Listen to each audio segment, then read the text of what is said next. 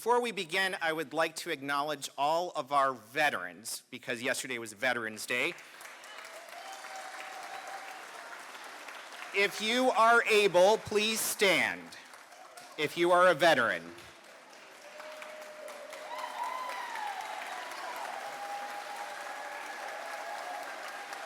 Thank you very much for your service. Also, let's give it up for Captain Bo Brandt, the flying piano player of United Airlines. Again, good evening. My name is Tom Betti, and welcome to this year's Pan Am Museum Foundation Gala.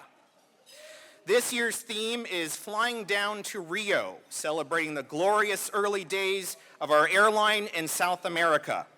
Welcome to all of you. For those of you that have been here before, welcome back. And to those who are visiting for the first time, a very warm Pan Am welcome to you. In the spirit of why Pan Am history is important, I would like to share with you a quote from one of our favorite authors, the late David McCullough. History is not about dates and quotes and obscure provisos. History is about life, about change, about consequences, cause and effect. It's about the mystery of human nature, the mystery of time. And it isn't just about politics, the military, and social issues, which is almost always the way it's taught. It's about music and poetry and drama and science and medicine and money and love. That's from author David McCullough. And when I hear that quote, I think of Juan T. Tripp and the dream that became a reality, which is Pan American World Airways. The mission of the Pan Am Museum is to educate, celebrate, and inspire present and future generations by preserving historical and diverse personal stories of Pan American World Airways. We are all here tonight to celebrate that shared history of our great airline and to do everything we can to ensure that the Pan Am legacy endures for generations to come. And it is in that spirit I want to introduce you to two inspiring young gentlemen. Earlier this year, we received a message that said, quote, Pan Am is my favorite airline and the Pan Am podcast is my most favorite podcast and I love history more because of it. We also learned that this gentleman has raised money for our museum through his Facebook profile, and he proudly lists, quote, future flight attendant and Pan Am Museum supporter in his social media profile. This message was sent by a 16-year-old from Tulsa, Oklahoma, who has since turned 17. I must say, I was very moved by his comments, and through the generous sponsorship from Captain Skip, Philip Keene, George Pallas, Rita Cabral, and myself, we were able to have him and his parents here with us tonight. Maddox, please stand. He's in the back. Please give a round of applause to Maddox Henry and welcome him into the Pan Am family.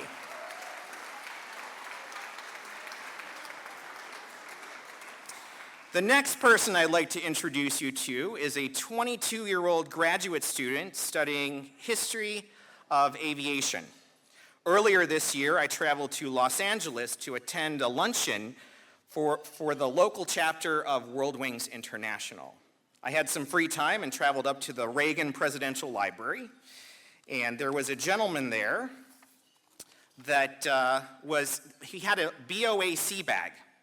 Seeing that I was probably one of the few people that appreciated what BOAC was, I just had to compliment him. Turns out he's a 22-year-old graduate student at Essex University in England, visiting with his mom, Karen. But here's the cool part. His studies are focused on aviation history and hijackings, and I might know a thing or two if you listen to the podcast. Talk about a coincidence. So, Josh, if you could stand, he's in the back over there. I'd like you to introduce you to Josh Moy, who traveled across the pond from England to be with us here tonight. These two young gentlemen are a great example of how the Pan Am Museum is connecting with young people from all over the world. There's a 12-year-old girl from Australia who is a fan of flight attendant Betti and loves our podcast and the ABC TV show. She wants to be both a flight attendant and pilot of Qantas Airways. It's really amazing, and our work is just beginning. Now we would like to share with you a 5-minute video produced by Philip Keane and James Duff that reminds us why we are here tonight and why it's important to keep the Pan Am legacy alive for the next 64 years and beyond.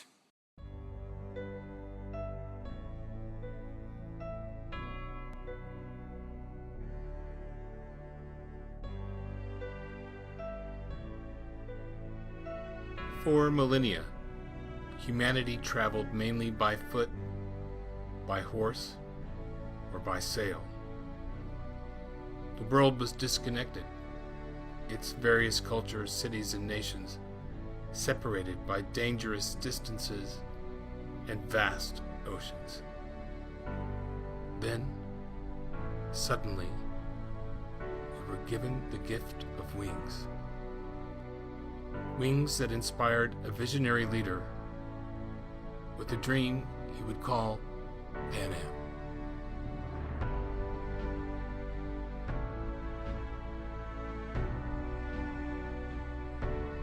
Today, there are more and more people asking, what was Pan Am, and who were these explorers who pioneered the sky? That dream was nothing less than linking the Earth for the first time in human history, of bringing our species together by conquering the space between us, of uniting the world through kindness and one breathtaking innovation after another.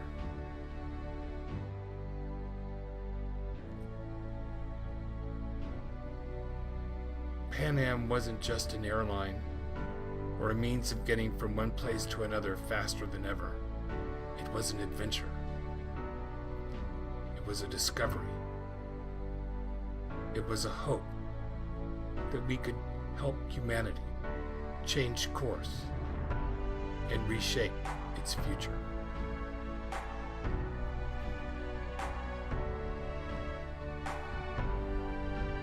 As for those who joined up for this vision, the pilots, the engineers, the mechanics, the flight attendants, the nurses, the navigators, each of them braved the challenges and obstacles with determination that one day passengers would fly to every corner of the earth and come home safely,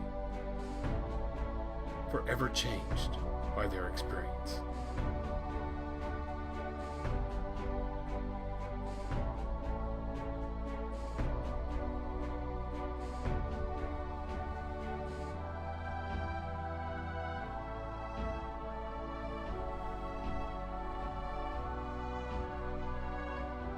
Who were these people?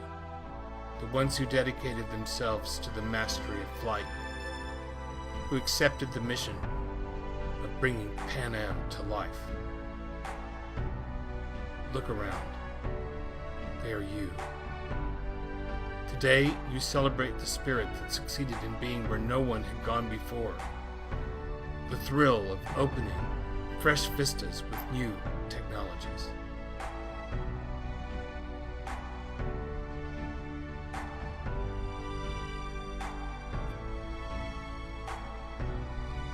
You remember the resolve with which Pan Am lent a hand in time of disaster. The courage it summoned in moments of danger.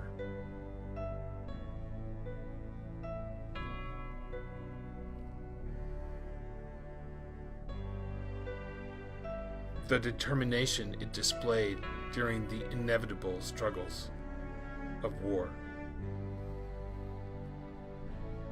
For decades, Pan Am was always there. Not just for our country, but for the world. On December 4th, 1991, our company ceased operations, but our family never went away.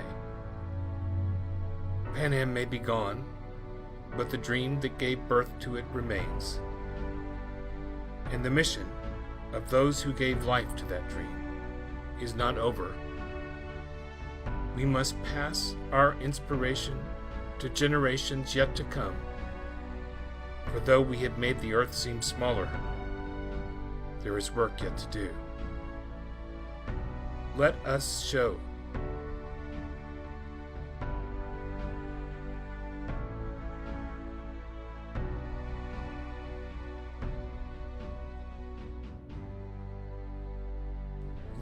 show the children of tomorrow how we did it. Let us prepare them for their own journey into the future. Let us give them our wings.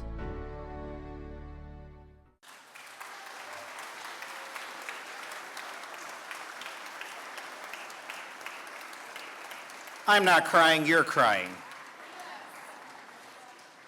So I'm going to introduce our next speaker, our MC for the evening, which she really doesn't need an introduction. She's an award-winning journalist, published author, speaker, and broadcaster specializing in aviation safety and travel. She began her career in broadcasting as an anchorwoman for local television stations all over the South and Northeast. She moved on to join the network news of CBS as a correspondent in the Atlanta, New York, and later Chicago bureaus. She actively covers the air travel industry and air travel industry, I said that twice, for the New York Times, Air and Space, Forbes, and other news organizations, and continues to advocate for aviation safety. She is the recipient of awards from the National Academy of Television Arts and Sciences, the Associated Press, and the National Association of Hispanic Journalists, and she is recognized by the National Air Disaster Alliance Foundation for her journalism. It is my great honor and pleasure to introduce you to our MC for the evening, Christine Negroni.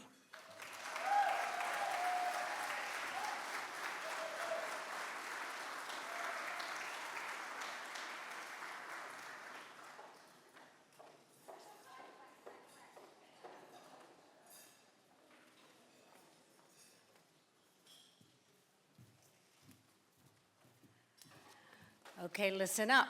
I'm about to speak Portuguese. Or I should say I'm about to massacre Portuguese. Let's give it a try. Boa noite, senhoras e senhores.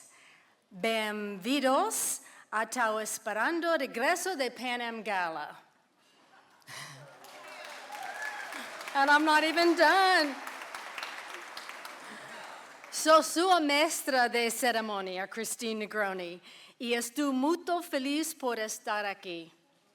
Tenho certeza que você também está. I am happy to be here, and I know you are too. Thank you so much for having me back. I love being here. I want you to know that I have one thing to say about Pan Am. I have a lot of things to say about Pan Am, but one thing I want you to know, there are two kinds of people in the world. There are the people who know that Pan Am World Airways was the most glamorous, sexiest, sophisticated airline in the world. And then there are the people who were born after 1990. And I take full exception to the two young gentlemen we just met, Maddox and Josh. You're excluded from these comments. The Pan Am Foundation is here to turn the latter into the former, with the artifacts and the stories of the airline that changed the world. But there are those young'uns, those other, after 1990 births. They have Elon Musk sending a Tesla into space in a rocket ship, and they have Jeff Bezos' Blue Origin training citizen astronauts out in the West Texas desert. And they think the 21st century technology is the bomb. But here's a quick reality check about that.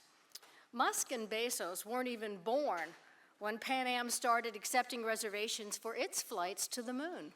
How many people remember that? They got 93,000 people to sign up for membership cards in the first Moon Flights Club. And after that, they closed the reservations list. Now, Adam Aaron was barely old enough to date while all that was going on. Sorry, I don't want to out you how old you are, Aaron, but that's the case. But he went to Harvard Business School, and after he graduated, he learned how to spot a blue chip company. So he went to work for Pan Am. He joined the Juggernaut marketing department. And at that time,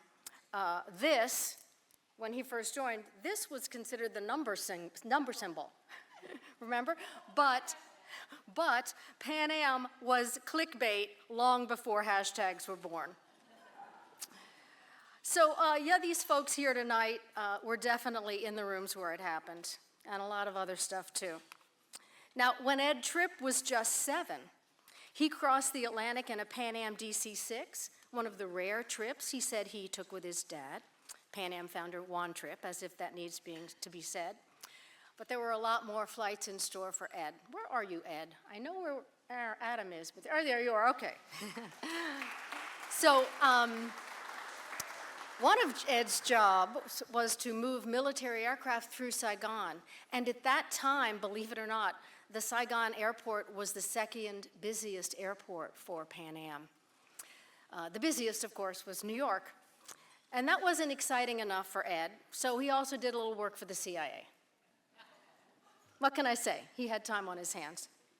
So I want everybody to take a look at the person to your left, the person to your right. Tell me if you see a perfectly coiffed grandmother type, maybe in a cornflower blue dress. You see her, right? Okay, she looks harmless. But you know, one or more of those ladies might have also been spies. Just saying.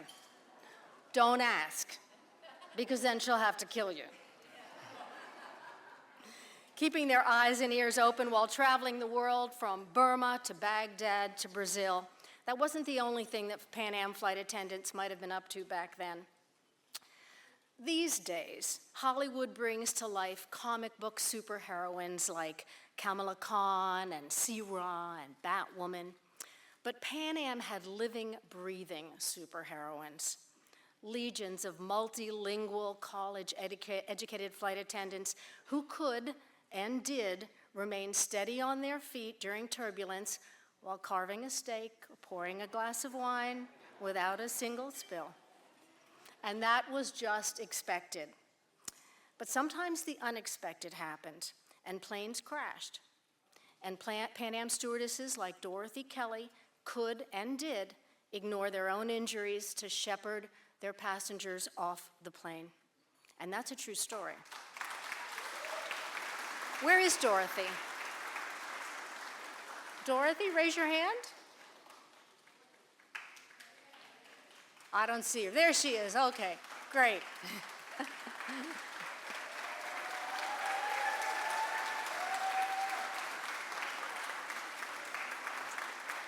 We're going to hear more about that later. All of which is to say, there is a Marvel's universe of superheroes and superheroines, and then there is the Pan Am universe, and that is a rich Arabian Nights of stories that stands the test of time. Tonight is a night to remember the superheroes, the superheroines who are a part of that story. Starting with the sponsors of tonight's event, AMC Entertainment and its chief executive, Adam Aaron, Silent Pool Distillers and its Pan Am branded spirits, very delicious. Pan Am Brands, taking the stuff that you guys have in your closet and turning it into something that makes a profit. 6 Brand Communications, Stick No Bills, vintage art posters, those gorgeous posters we've seen already, and the company founder, Meg Gage Williams. The accounting firm PKF O'Connor Davis and the very handsome Henry Freire. Líneas Aéreas Brasileiras, or Azil Airlines. and Spirit Airlines, or Compañías Aéreas Espíritu. These companies have contributed in ways seen and unseen, but always appreciated. More individuals and companies have made generous contributions to the silent auction. Definitely check out the goodies they have there. Bid, bid, bid. And when you get home, spend some time with that beautiful program that you found on your seat, because there's a lot more going on that you can read about in that bulletin. So in addition to the special guests I've already told you about, Donna Kelly, Adam Aaron, and the Tripp family, there is the Tripp family. And by that I mean Bobby, Christy Tripp Thorson, and her husband Robert Thorson, Stet Tripp, Pam, and Charlie Tripp. And I also want to give a shout out. Yeah, we'll stop there. I'm going to give a shout out also to Charles Hambleton, who is the son of longtime Pan Ammer George Hambleton and the grandson of the World War II flying ace John Hambleton. With those gents in your lineage, it's kind of hard to follow in their footsteps, but I will say that Hambleton does. He's a documentary film producer of the Academy Award-winning film, The Cove, and he's the producer of many other acclaimed films. He's a world traveler, a mariner, a musician, and most important of all, a supporter of the Pan Am Foundation. Welcome to you all. I took a little medication, it's making me wink. Take it personally, it's for you. But now it is time to call up to the stage the Wonder Woman of the evening, and that is Linda Freire. Her title is Pan Am Chair, but you will rarely see her sitting. She has not only survived but thrived in the airline business, starting as a flight attendant at Pan Am and finishing as assistant base manager at JFK. She successfully transitioned to Delta, and she spent more years with them. But 7 years ago, Linda participated in the creation of the Pan Am Museum Foundation, the force behind the museum under which we dine tonight. That is a lot to accomplish in less than a decade. So it is clear to all of us that Linda has a lot of superpowers. Obviously, she can fly. And anyone who has worked with her, as Patty at my table quickly assured me, knows she can manipulate people into doing things they may not otherwise do. She can read minds. And she can shapeshift, transforming herself from suburban grandma to glam queen. But her extra special superpower is her ability to take an idea and turn it into a sparkling, glittery reality. Ladies and gentlemen, a big, big hand for Linda Freire. Thank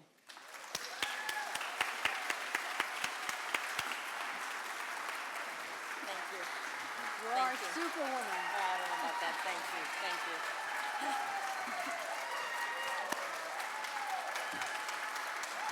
Thank you. Thank you. Thank you. No, you don't need to stand. Thank you. Thank you. It's greatly appreciated. And because we're running late, I want to get going on this so that we can all enjoy a wonderful evening here tonight.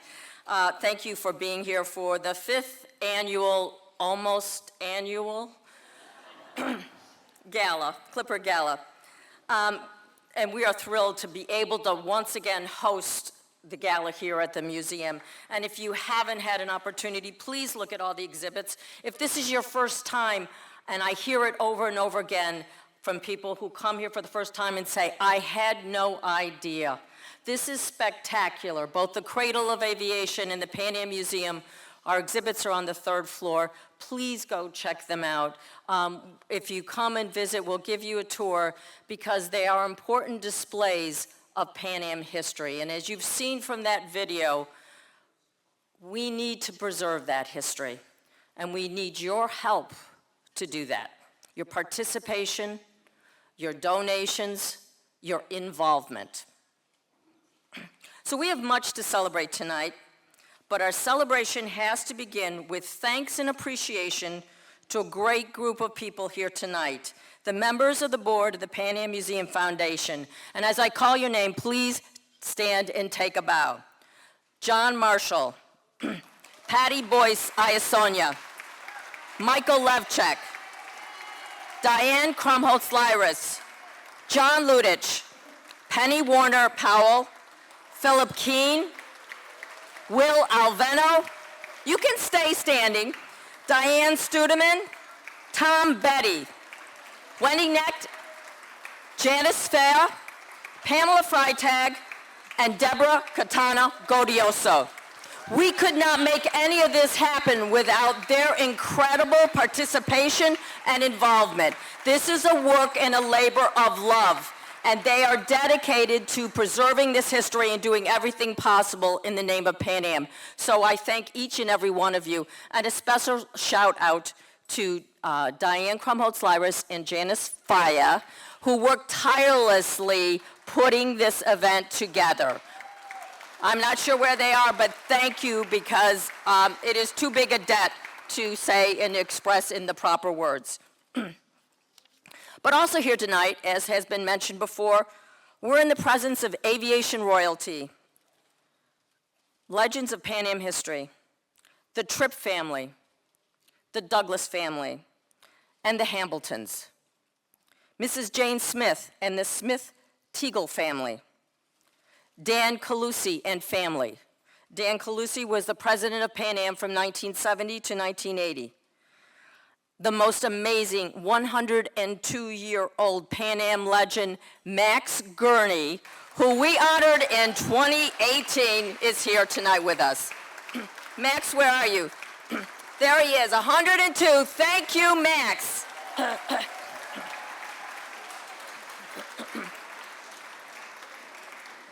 Tonight we also paid tribute to another amazing centenarian, 104-year-old Mrs. Jane Smith.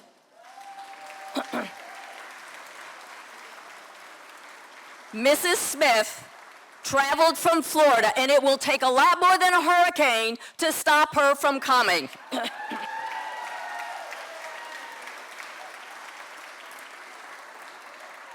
Mrs. Smith was married to Captain Page Smith, a Pan Am aviation legend. Captain Smith was one of the first group of pilots hired by Juan Tripp for Pan Am. I think he was number 27 in the number of pilots hired. During his long tenure with the company, he participated in many special assignments, including flying President Eisenhower, the President of Indonesia, and the Prime Minister of Thailand. Let's learn a little bit more about Mrs. Smith from his amazing time in history.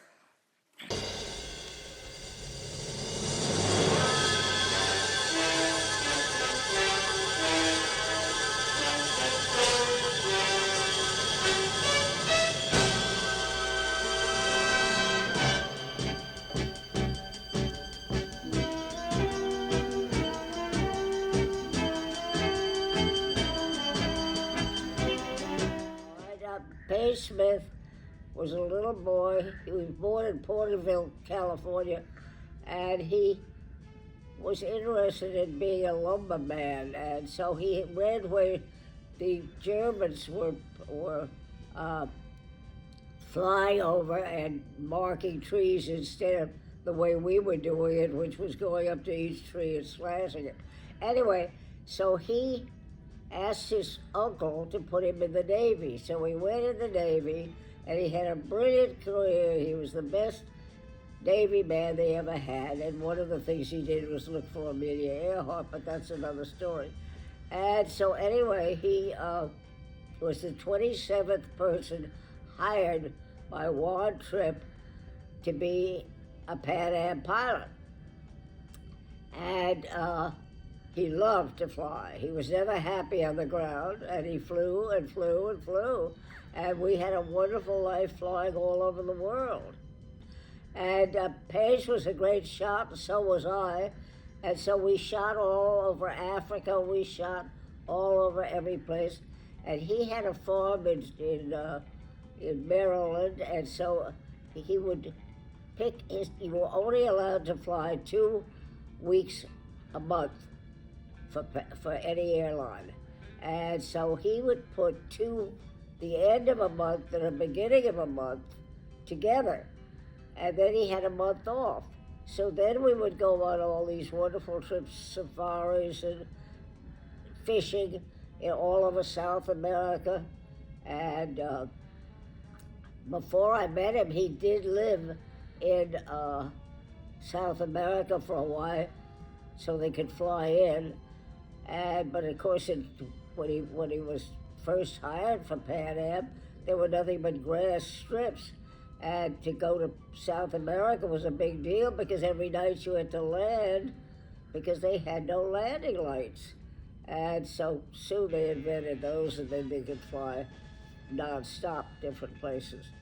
But anyway, he was a wonderful man. He was full of fun, and we had a very, very glamorous life together.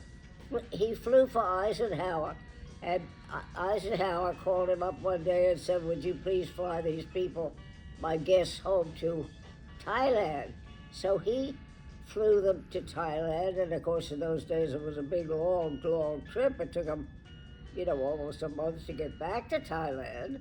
And then they gave him a house and said, "Now you're going to come and live with us." So he thought this over and said, "No way."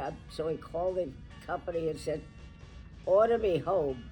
So they did, and so he got on a plane and flew home. But anyway, he got home, and then, but in the meantime, they loved him, so they gave him the Order of the Third White Elephant, which only Nixon and he have.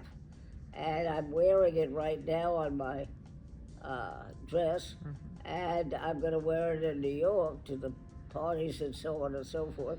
I mean, I'm very proud to, if only two people have it. It wasn't some medal that you just... He was a thoroughly nice person. He had a wonderful sense of humor. And we had a very, very happy 27 years. And then, unfortunately, he died of cancer. But, I never married again. And we had just a fabulous life together. I just loved flying on Pan Am, and the caviar was delicious.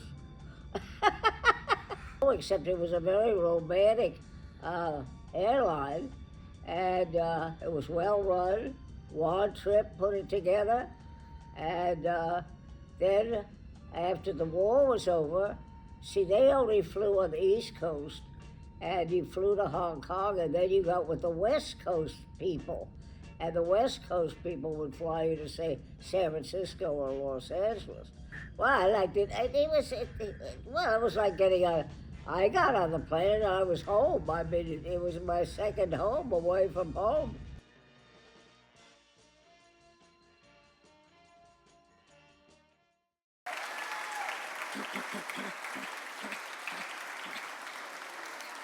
Thank you to Mrs. Smith. 104. We thank you for sharing your story and your life with Captain Smith.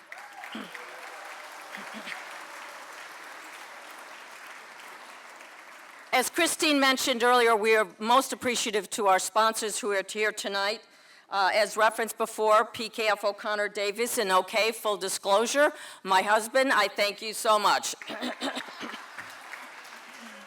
Silent Pool Distillers, yes, the Pan Am legend lives on. Check out the new line of vodka and gin branded in the Pan Am name. And I hope you checked out the packaging because it's really cool. As we mentioned, 60 Agency, Azul Airlines, and Spirit. I don't know if Atul is here tonight. There he is. Thank you, Atul Kumriya, for lending us the home last night at the Marine Air Terminal for the wonderful dedication of the terminal. Thank you so much. We appreciate it. And not only is Atul with Spirit, but guess where he got his start? None other than Pan Am in Delhi, 1988. Thank you.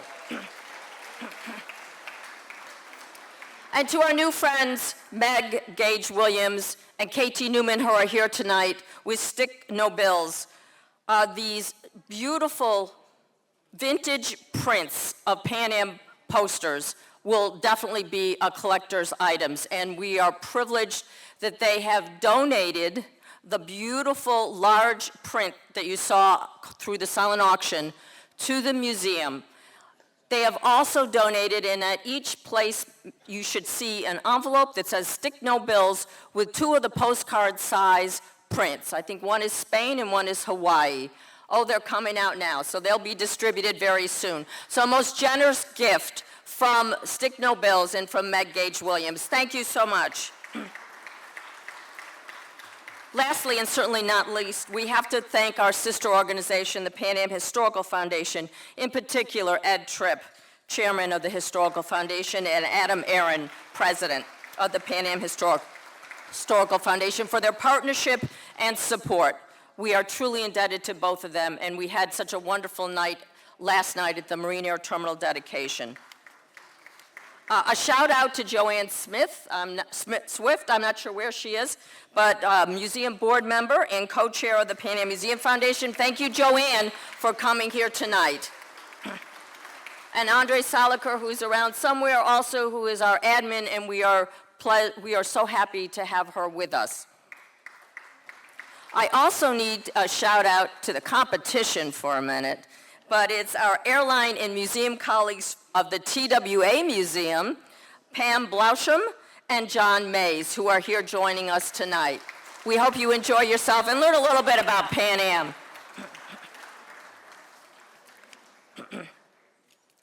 But why are we here? We're here to preserve Pan Am and the history of Pan Am, to ensure Pan Am history remains a living, breathing testament to the pioneering spirit of an airline that created aviation history in the last century.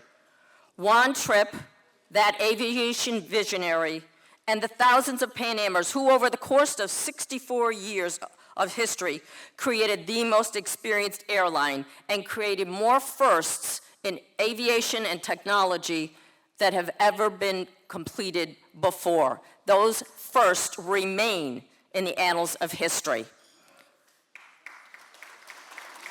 It's important that we are here, and we need your participation, because we don't want our history to be destroyed. We've already seen the results of when action did not fulfill the preservation mission. Our worldport at JFK was torn down. We must act now. We must work together, all of our organizations, now to preserve the rich history of the most iconic airline, Pan Am. What you see on the 3rd floor, it's just the beginning. We're small, but we have dreams. We want to grow. We want to invest in the future. We want to teach, educate, and pass on our history to new generations, to the Joshes and the Maddocks that are coming up. We need to share our history. We need it to be a living testament to the people who came before us. For those of us who were honored and privileged to work for Pan Am, we walked in the steps of giants. Don't let them down. Be there for them and for us now. We hope you will help us preserve the history through the support of our museum exhibits, through our podcast program, which Tom mentioned earlier. 28 episodes to date with 70,000 downloads in 135 countries. Do you think there's interest out there? I think so. And if you haven't listened to one, please follow us on your podcast platform, or you can go to our website and download and listen to one of the podcasts there as well. The global reach of Pan Am is alive and well. It's not dead. Linda Reynolds is here tonight, and she graciously lent us the original training videos from 1980 flight attendant training that we put up on our YouTube channel. And within a matter of a couple of weeks, there were 1.3 million views.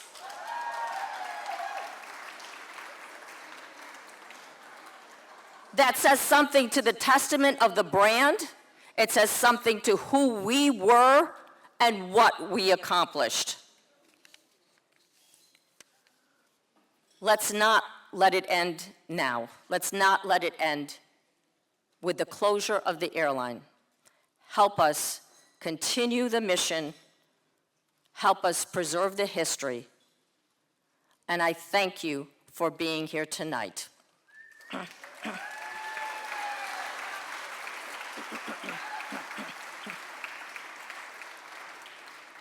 I have to make a little brief introduction because we are going to be breaking a little bit for dinner so you can all get something to eat. But for those of you who joined us last night at the Marine Air Terminal, you had the pleasure of being entertained by Captain Beau Brandt.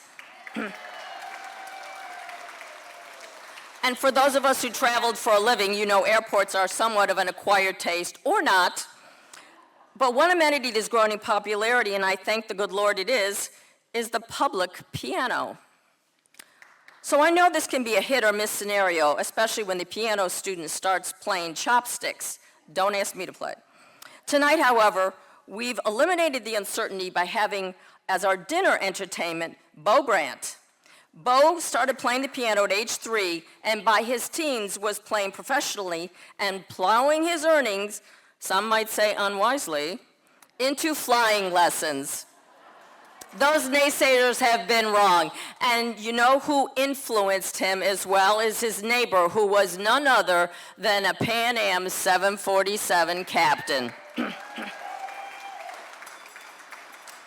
So we invite you to dine, to listen to the wonderful tunings of Captain Beau Brandt, and know that Captain Brandt's music is available on Spotify, Apple Music, and Amazon Music.